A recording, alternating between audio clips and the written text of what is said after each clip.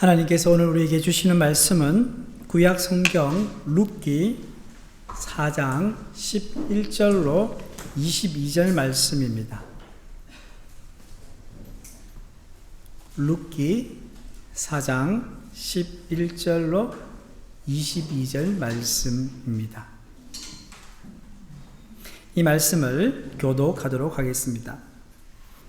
성문에 있는 모든 백성과 장로들이 이르되 우리가 정인이 되나니 여호와께서 내 집에 들어가는 여인으로 이스라엘의 집을 세운 라헬과 레아 두 사람과 같게 하시고 내가 에바렛에서 유력하고 베들레헴에서 유명하게 하시기를 원하며 여호와께서 이 질문이라로 말미암아 너희에게 사국자라로사 내 주인 나만이 너희에게 나는 내 세세 출하는 장사를 하노라 하시니라. 이에 보아스가 룻을 맞이하여 아내로 삼고 그에게 들어갔더니 여호와께서 그에게 임신하게 하심으로 그가 아들을 낳은지라. 여인들이 나오미에게 이르되 찬송할지로다 여호와께서 오늘 내게 기업을 자라오게 하지 아니하셨도다. 이 아이의 이름이 이스라엘 중에 유명한 이름을 부르노라. 이는 내 생명의 회복자이며 내 노년의 복량자라. 곧 너를 사랑하며 7 아들보다 귀한 네 며느리가 낳은 자로다 하니라.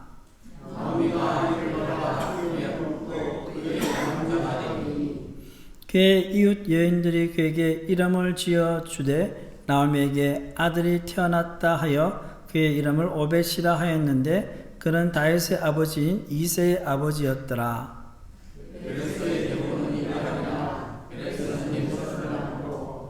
헤스론은 람을 낳고 람은 아미나답을 낳고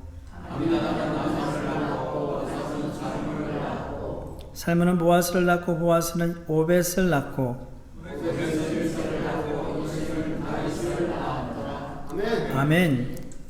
할렐루야. 룻기는 마치 한 편의 드라마와 같습니다. 처음은 비극으로 시작합니다. 한 가정이 흉년 들어 모압 땅으로 이주하였습니다. 그곳에서 아내인 나오미는 남편과 2 아들이 죽는 큰 상실을 경험합니다. 그리고 빈털터리가 되어 모압 출신 며느리 룻 하나만 데리고 고향 땅 베들레헴으로 귀환했습니다. 그러나 나오미의 남편 엘리멜렉의 가문은 대가 끊어질 위기에 처해졌습니다. 나오미는 이런 자신의 신체를 한탄하며 스스로를 마라라고 불렀습니다. 여러분, 마라의 뜻이 뭡니까? 쓴 것 말이에요. 쓰다. 그래서 이는 쓴 자다. 나는 괴로운 자다. 이런 뜻입니다. 그런데 나오미의 뜻은 뭡니까? 나오미는 달콤한, 유쾌한 이런 뜻입니다. 나오미는 유쾌한 자, 달콤한 자 이런 뜻이죠. 나오미는 자신의 인생이 자기의 이름과 글맞지 않아 마라. 나는 쓴 자입니다. 나는 괴로운 자입니다. 라고 불렀던 것입니다. 이는 그녀의 인생에 아무런 희망을 찾아볼 수 없었기 때문입니다. 그러나 이 이야기는 거기서 끝나지 않습니다. 풍전등화에 처한 나오미 가정에 하나님의 헤세드 사랑이 찾아오면서 회복이 시작됩니다. 그 헤세드의 사랑은요, 룻의 동행을 통해 나오미에게 드러났습니다. 나오미는 룻의 동행을 위해서 새로운 희망을 가질 수 있었습니다. 또한 하나님의 헤세드의 사랑은 보아스를 통해서 그 보아스의 환대와 존중의 은혜를 통해서 룻에게 드러났습니다. 성도 여러분, 언제나 하나님의 헤세드 사랑이 먼저입니다. 요한 1서 4장 10절 말씀을 우리 함께 읽겠습니다. 사랑은 여기 있으니 우리가 하나님을 사랑한 것이 아니요 하나님이 우리를 사랑하사. 아멘. 이처럼 하나님이 우리를 먼저 사랑하셨기 때문에 우리 안에 그 하나님의 헤세드 사랑이 있습니다. 하나님의 사랑을 받은 자는 그 하나님의 사랑이 있는 것입니다. 그 사랑이 나를 통해 흘러나갈 때 그 사랑을 받는 이에게 소망이 생깁니다. 낙담하고 우울하고 죽고 싶은 자에게 그 헤세드의 사랑이 전해질 때 살 소망이 생기는 것입니다. 살 소망이 생길 때 회복이 시작되는 것입니다. 사실 우리 모두는 회복이 필요한 존재입니다. 하나님의 사랑은 하늘에서 뚝 떨어지는 것이 아닙니다. 하나님의 사랑은 사람을 통해서 전해집니다. 어떤 사람을 통해서 전해질까요? 바로 예수님을 믿어 하나님의 사랑을 입은 우리를 통해서 전해지는 것입니다. 그래서 예수 믿는 사람은 모두 다 하나님의 사랑의 통로가 되어야 합니다. 사랑을 받은 자들은 생기가 돌고 회복하고자 하는 의지가 생깁니다. 룻과 나오미도 보아스를 통해 받은 헤세드의 사랑으로 온전한 회복에 대한 소망을 품게 되었습니다. 그래서 룻은 지난 주일 말씀에서 보듯이 시어머니 나오미의 뜻에 따라서 보아스에게 담대히 청혼을 했습니다. 보아스는 어떻게 했습니까? 기다렸다는 듯이 룻의 청혼을 받아들였습니다. 그런데 한 가지 문제가 있었습니다. 그것은 기업 물을 자격을 가진 자들 중에서 보아스보다 더 가까운 친족이 있었습니다. 만약 그 친족이 기업 물을 권리를 행사하면 룻과 보아스의 결혼은 이루어질 수 없게 됩니다.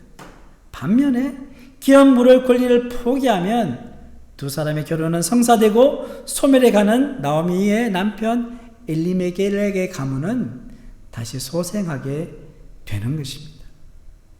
어떻게 될지 알 수 없는 문제 가운데 나오미와 룻은 어떻게 했습니까? 하나님을 신뢰하며 기다렸습니다. 나오미는 하나님을 신뢰하며 룻에게 이렇게 말했습니다. 룻기 3장 18절 말씀을 우리 함께 읽겠습니다. 이에 시어머니가 이르되 내 딸아 이 사건이 어떻게 될지 알기까지 앉아있으라. 그 사람이 오늘 이 일을 성취하기 전에는 쉬지 아니하리라 하니라. 아멘. 이 말씀은 다음과 같은 의미가 있습니다. 딸아, 하나님께서 보아스를 통해 그 일을 성취하실 것이니 하나님을 신뢰하고 기다리자입니다. 그 일이 무엇입니까? 보아스가 룻의 기업을 물을 자가 되어서 둘이 결혼하여 나오미 남편 엘리멜렉의 가문의 대를 잇는 것입니다. 과연 보아스는 어떻게 했을까요?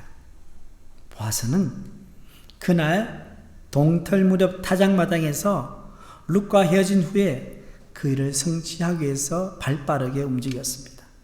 자, 룻기 4장 1절 말씀을 우리 함께 읽겠습니다. 보아스가 성문으로 올라가서 거기에 앉아 있더니 마침 보아스가 말하던 기업 물을 자가 지나가는지라 보아스가 그에게 이르되 아무개여 이리로 와서 앉으라 하니 그가 와서 앉으매. 아멘. 자, 여기서 룻기 2장에서 룻과 보아스가 만나는 장면에서 나왔던 마침이라는 단어가 다시 보게 됩니다. 그 당시에는 요즘처럼 통신수단이 없어요. 누구 만나고 싶다고 해서 막 전화 걸 수도 없고 어떻게 해야 됩니까? 찾아야 됩니다.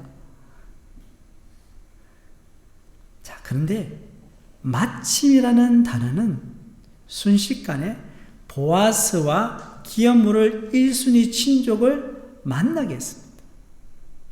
우연처럼 보이지만 그 배후에 하나님의 섭리가 있었습니다. 보아스는 그 기업 물을 자를 성문 앞에 앉히고는 곧바로 성읍 장로 10명을 청하였습니다. 여러분, 한 명도 아니고 몇 명입니까? 10명입니다. 휴대폰이 없습니다. 그러면 일일이 사람을 보내서 찾아야 되지 않을까요? 쉬운 일이 아닙니다. 여기에도 눈에 보이지 않는 하나님의 도우심이 있었습니다.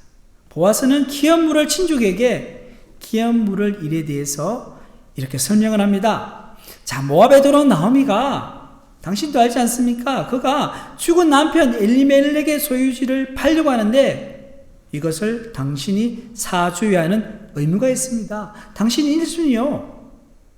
지금 여기 10명의 장로들 앞에서 당신이 선택해야 하고 만약 당신이 그 기업을 무르지 않겠다고 하면 그 다음 순번은 내가 모르겠어. 여러분, 이 상황이 어떠냐면요. 아마도 나오미 가족이 이제 베들레헴을 떠날 때에 흉년이라고 했잖아요. 흉년이라고 하니까 자기 소유지를 팔지 못했을 거예요.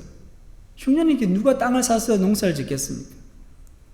자, 그런 상황에 이제 늙은 나오미에게 그 소유지를 물려줄 아들이 없어요. 그러면 그 소유지가 어떻게 되겠어요? 그래서 친족 중에 누군가는 그 소유지를 사줘야 하는 상황이었습니다. 그게 뭐냐면 기업을 모르는 것입니다. 그런데 기업 모를 친족은 보아스의 말을 듣고 주저하지 않고 대답합니다. 아, 내가 모르겠어. 그래서 땅이 생기니까, 그죠? 여러분, 이게 어떻게 된 일입니까? 보아스와 결혼해야 되는데, 보아스와 룻이 결혼해야 하는데, 그 일이 좌초될 상황에 직면했습니다. 괜히 10명의 장로를 불러서는 절차대로 해보려고 하다가 엉뚱한 사람에게 땅뿐만 아니라 룻도 빼앗기게 되었습니다. 그때 보아스는 기업 물을 친족에게 중요한 추가 정보를 제공합니다. 자, 룻기 4장 5절 말씀입니다. 함께 읽겠습니다. 보아스가 이르되 네가 나오미의 손에서 그 밭을 사는 날에 곧 죽은 자의 아내 모압 여인 룻에게 가서서 그 죽은 자의 기업을 그의 이름으로 세워야 할지니라. 아멘. 이게 무슨 말입니까? 이것은 다음과 같은 의미를 내포합니다. 기업 물을 자가 나오미에게 엘리멜렉의 소유를 산다는 것은요, 엘리멜렉의 죽은 아들의 아내였던 이방 여인 룻과 결혼해야 한다는 겁니다. 자, 결혼할 뿐만 아니라 룻을 통해서 자녀를 낳아야 돼요. 또 그 자녀를 엘리멜렉의 가문의 자식으로 주어야 합니다. 그뿐이 아니에요. 나중에 그 자식에게 그가 값주고 산 엘리멜렉의 모든 밭을 상속해야 되는 거예요. 남는 장사입니까? 남는 장사 아닙니까? 아무것도 안 남으면 오히려 손해보는 거예요. 기업 물을 자가 이 기업을 물으는데 많은 돈을 써야 된다는 거예요. 이에 이 기업 물을 자가 생각을 해보니까 이거 안 되겠다는 거예요. 그래서 거부 의사를 밝힙니다. 룻기 4장 6절 말씀 읽겠습니다.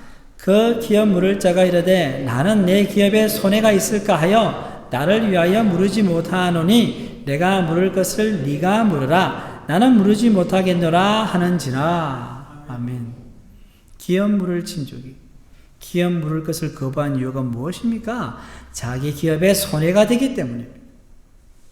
여러분, 하나님께서 기업 물을 것을 율법으로 제정한 목적이 무엇입니까?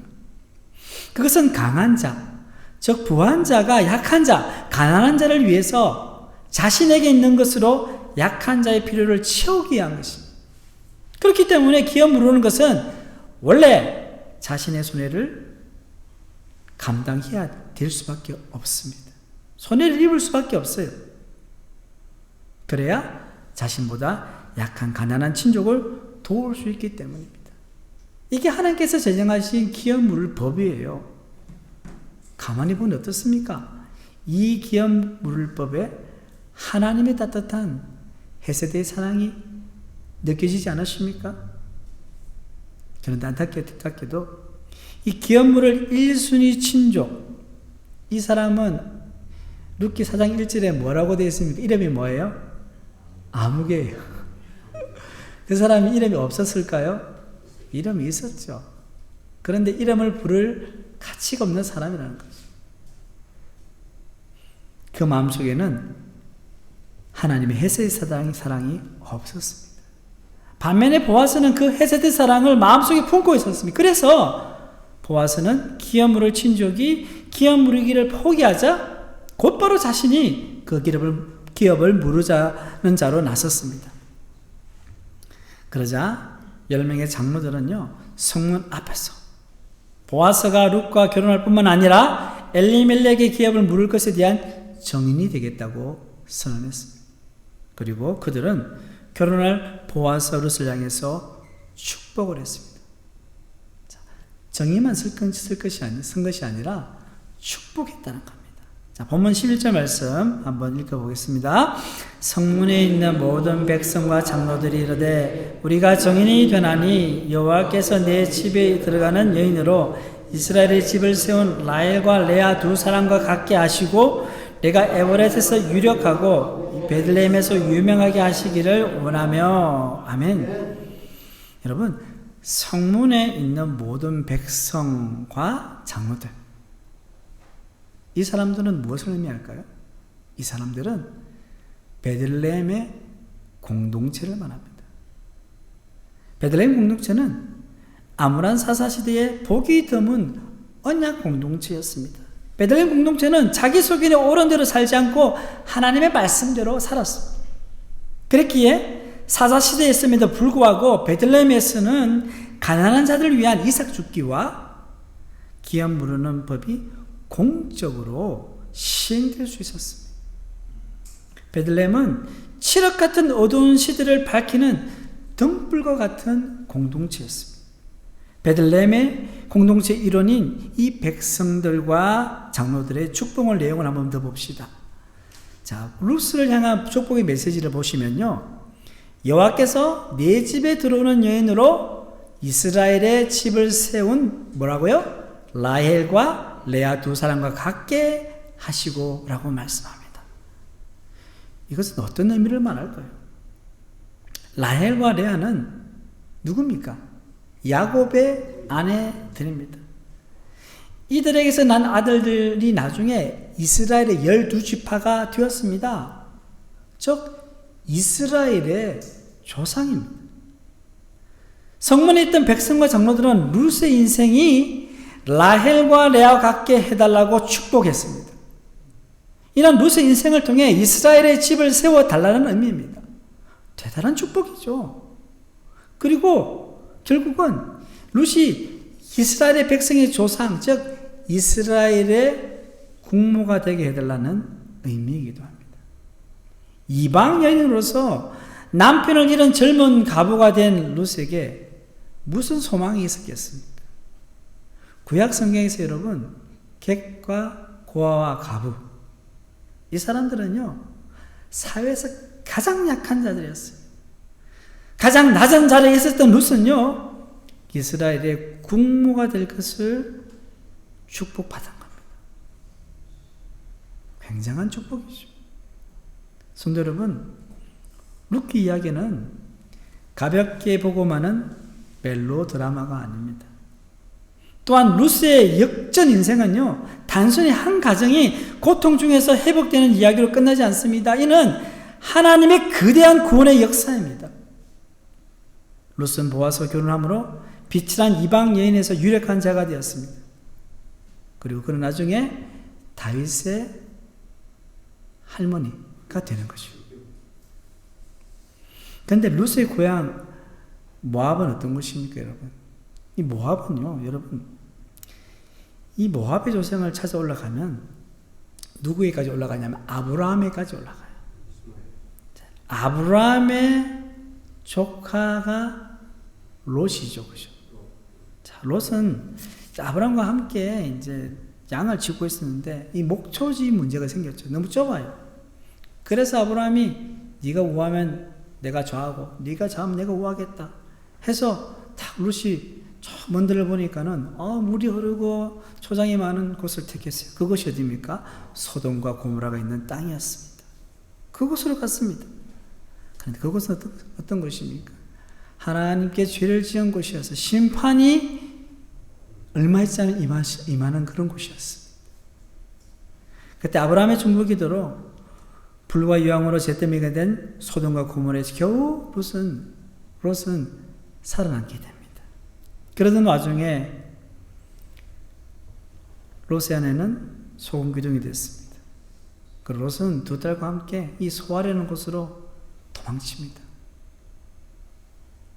어느 날 롯이 술에 취해 잠든 사이에 두 딸이 아들을 얻기 위해서 그 당시엔 여러분들 아들이 없으면 살 수가 없어요. 남자가 없어요. 아들을 얻기 위해서 아버지와 동침하였고요. 아들을 낳았는데 하나는 모압의 조상이 되고 다른 하나는 암몬의 조상이 됩니다. 이처럼 모압은 수치스러운 역사를 안고 있는 족속입니다. 룻은 자랑스러운 족속의 자손이 아닙니다. 이스라엘 입장에서 보면 사실 상종하기 어려운 족속이에요. 그런 룻을 백성과 장로들은 다음과 같이 또 축복합니다. 본문 12절 말씀 읽겠습니다. 여호와께서 이 젊은 여자로 말미암아 내게 상속자를 주사 내 집이 다말이 유대계 베레스의 집과 같게 하시기를 원하노라 하니라. 아멘.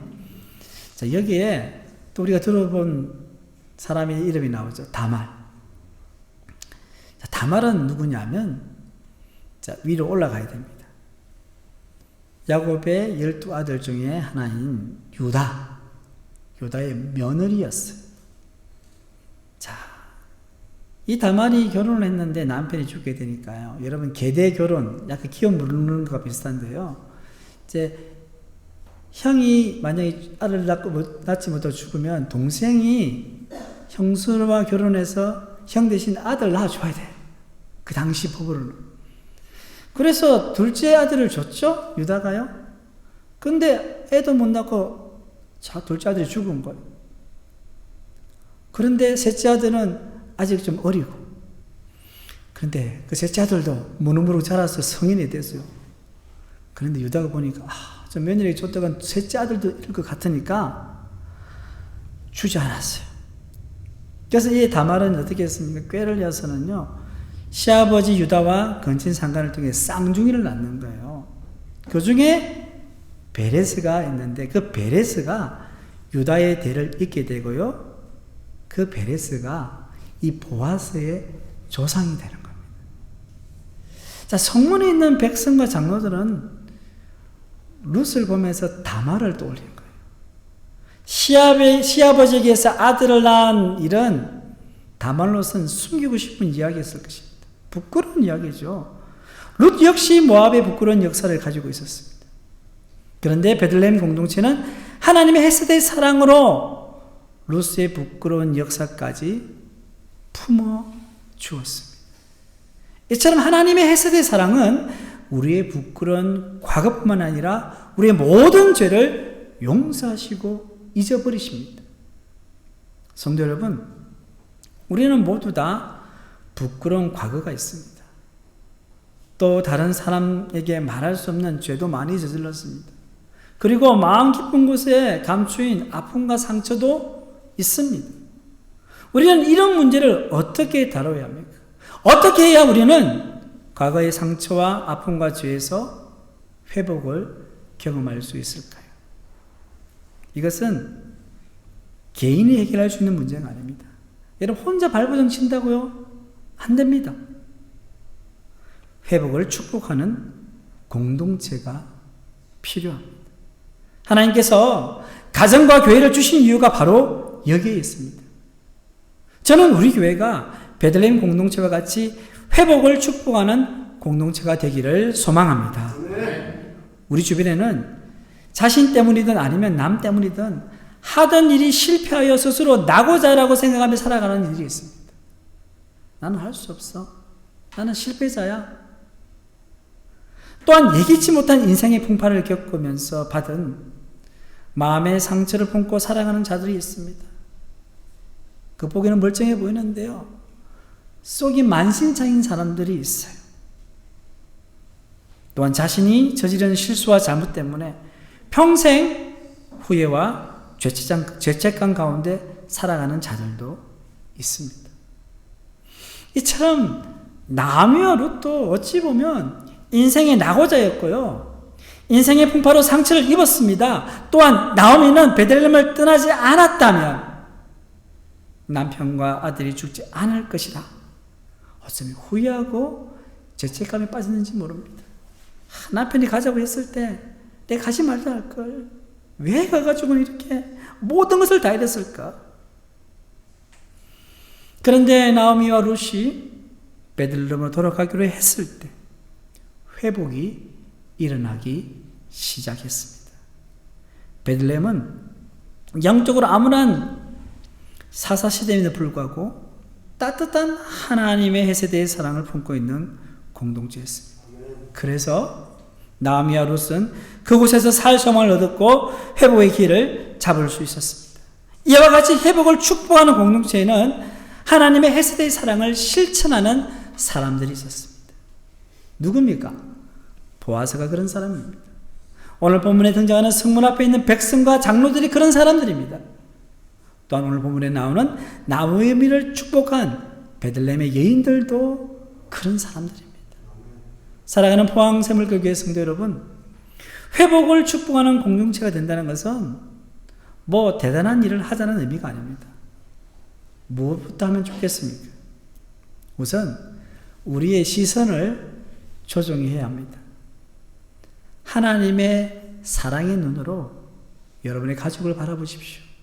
여러분의 남편, 여러분의 자녀들, 여러분 부모님을 바라보십시오. 그리고 교우들을 바라보시고요.